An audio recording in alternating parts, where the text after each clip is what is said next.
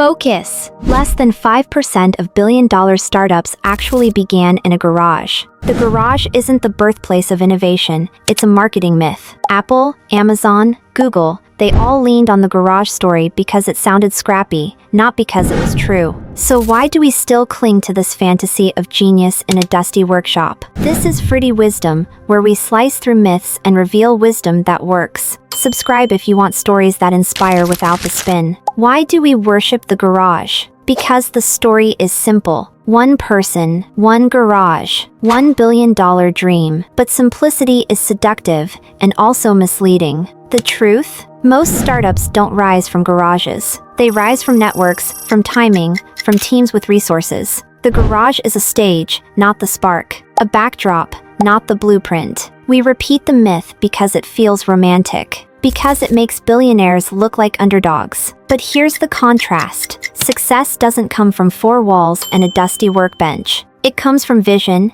timing, and collaboration, the real engines of innovation. Take Google. Everyone loves to say it started in a garage. But in truth, Larry Page and Sergey Brin had Stanford's resources, investor backing, and academic networks. The garage was a footnote, not the foundation. The myth makes it sound like magic. The reality was infrastructure, support, and timing.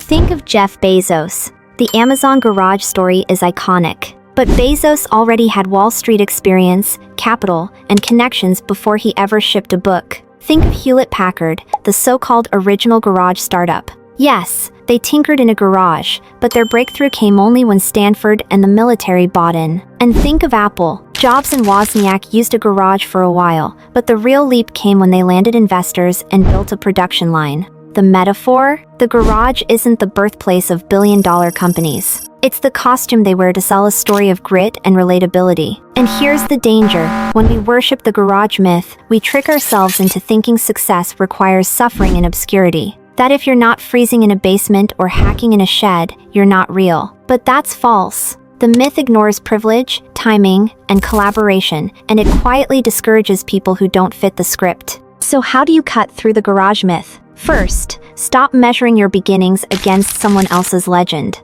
Focus on progress, not props. Next, remember that resources and networks matter. Don't romanticize lack, leverage what you already have. Finally, write your own origin story honestly. Authenticity inspires more than mythology. To go deeper, read Founders at Work by Jessica Livingston. It strips away the PR gloss and shows the messy reality. Then, The Upstarts by Brad Stone, which reveals how Airbnb and Uber weren't born in garages, but in chaos and timing. And Bad Blood by John Carreyrou, a reminder of how polished stories can hide dangerous truths. But remember, knowledge means nothing if you don't act. So here's my challenge. Take one story you've believed about success, garage or otherwise, and fact-check it. See the reality behind the legend. Then, share your discovery in the comments. Because Fruity Wisdom isn't about fairy tales. It's about real wisdom, raw stories, and the truths that actually help you grow. The garage myth is oversold. The real story? Success doesn't need a garage. It needs grit, timing, and honesty.